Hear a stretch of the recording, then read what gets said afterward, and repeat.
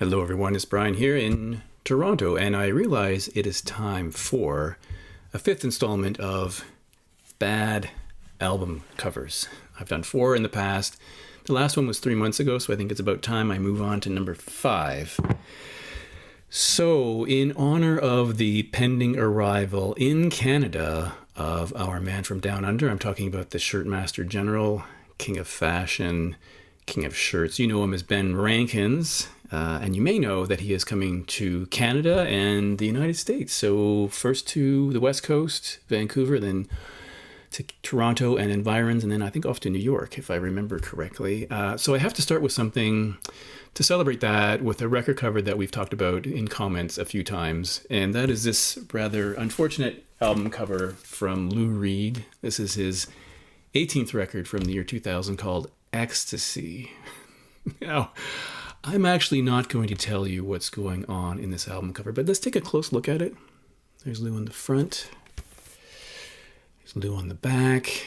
And all I will say is, if you go to the Wikipedia entry for this album and look at the second paragraph, one sentence tells you absolutely everything you need to know about this album cover.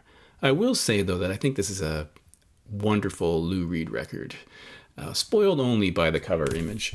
I've never done a ranking of really many artists, but especially Lou Reed, I've considered it, and I would put this in my top 5. In fact, this would be in contention for my favorite Lou Reed record, except for one track, which we don't have to get into now, but I think this is really good.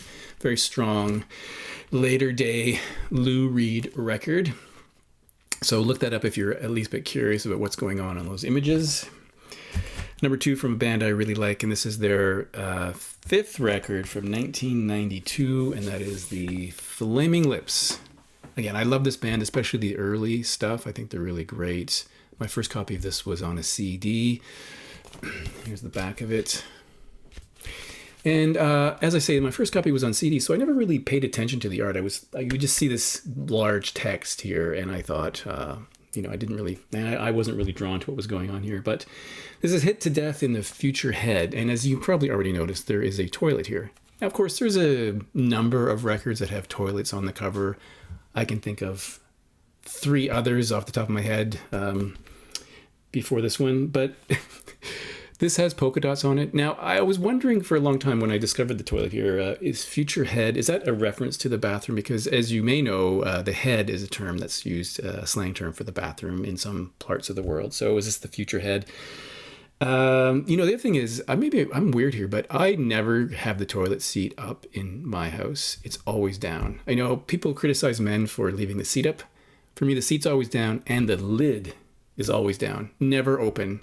And so when I see an open toilet, I think it's kind of awful looking. But I think this is kind of a miss, really.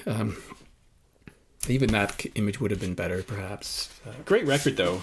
What's in here? Just some inner sleeve there in the record. So, a weird album cover. I don't like it. Now, for an 80s record that gets a lot of negative things, I think it's better than the reviews would say. That's Bob Dylan's Knocked Out Loaded from 1986. Yeah, this is not my favorite Bob Dylan record by any stretch of the imagination. But, there's a long history of Bob just having a photo of himself on the front. Not all of the records, of course, but there's usually a photo of Bob. And on this case, we've just recycled the image from the front to the back. Like, why would you put the same image on the front and the back? It seems like a missed opportunity. And the back doesn't even have the track listings. It just says 1986 and the pressing information here and a barcode, but no information about what tracks are on here. There is some discussion of whether this was inspired by one of two westerns, Duel in the Sun and I think The Gunfighter. Now, the literal title here, Knocked Out Loaded, I'm assuming that this woman is about to knock out someone with this terracotta vase here. But is there a love triangle happening? I don't know. There's also some controversy about, or some discussion online about who actually created this cover. Was it based on a photograph? I don't know. I don't really know. I read that quickly a long time ago. But the inside has Bob in concert, it seems. So, not as bad as some people say, but the album cover scared me away for a long time. It took me a while before I got this one because I wasn't sure I wanted to listen to an album that had a cover like this. Seriously. Weird. Now, one of my favorite singers in his debut solo record from 1986.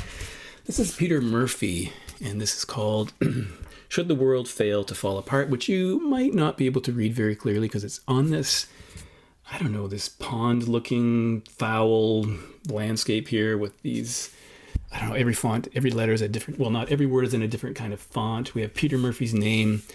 Here it looks like someone drew it with a crayon. Primitive drawings here. The back has primitive childlike drawings. And if that's not enough, on the inside we have this with some information about the album. This album cover, as far as I know, was used internationally except in Canada. So I'm going to show you the Canadian cover next, just for context. But I think this is terrible. You can't even really, I mean, looking at it quickly, you wouldn't know what the title said. I just think it doesn't fit with the man's image and the style of music that he plays, although it's a really good record. Now, in Canada, they sent that record, or they printed that record with this cover, which I think is much better. It kind of gives you more of an impression. He looks kind of gothy there, I guess. He heralds from Bauhaus, so I think we have an understanding of the kind of music he's going to be playing based on this album cover. That one is a little mysterious. The album title was changed. The track listing was changed. The other thing that was changed was this album opens with a song called Canvas Beauty, which I think is really good. They substituted it for a track called Tale of the Tongue, which, I guess that happens a lot where they change around tracks in track order. But I think this is a much better album cover. And incidentally, the 12-inch single in the UK for Tale of the Tongue was issued with an identical cover of the album Should the World Fail to Fall Apart. However, it's on a dull, not a glossy jacket. But again, this is a really nice looking album cover, the same as this one, which is really weird. Even the back is quite similar. So that's kind of strange. And I think the Canadian album cover is better than the worldwide one. Now, the last one is one I wasn't sure if I should include, but I did it anyway, and that is from the Jesus and Mary Chain, a band I quite like. First things first, I don't like the unbalance of the file, the text here, the Jesus, 2 words, and Mary Chain, 3 on the side. It seems unbalanced to me, and there's 3 lines of text as opposed to 1. Maybe that's a minor point. They have 2017, because this came out in 2017. I think it was their 7th record. And then we have this, I guess it's obviously soup, some sort of alphabet soup with Damage and Joy, which is the title of the album. The fake looking red-orange color really irritates me. I don't really like tomato soup, so that's got a tomato thing going on there. This is the back, and you'll notice that they filled in all the vowels and consonants that have a gap, like we used to do when we were kids, color those in, but I don't think it looks good. And the gatefold, different sort of view of Damage and Joy. I don't know what that is, maybe Cyril or something. And then the same kind of font, which I don't really enjoy. I mean, this is a pretty good record, kind of a later Jesus and Mary Chain record. I just never really appealed to me. I guess when I'm thinking of album covers, I would think of things that I like to look at. And, this is a pretty good image. This, I don't really feel like I want to look at this. Doesn't really make me hungry. I find it kind of ugly. But maybe that's just me. I'd be curious to know if you also do not like these album covers, or if you like some that I don't like. That would be curious. I'm probably going to do one final video on bad album covers, which may ruffle a few feathers, but we'll see how that goes. But thanks for watching, and I will see you in the next video.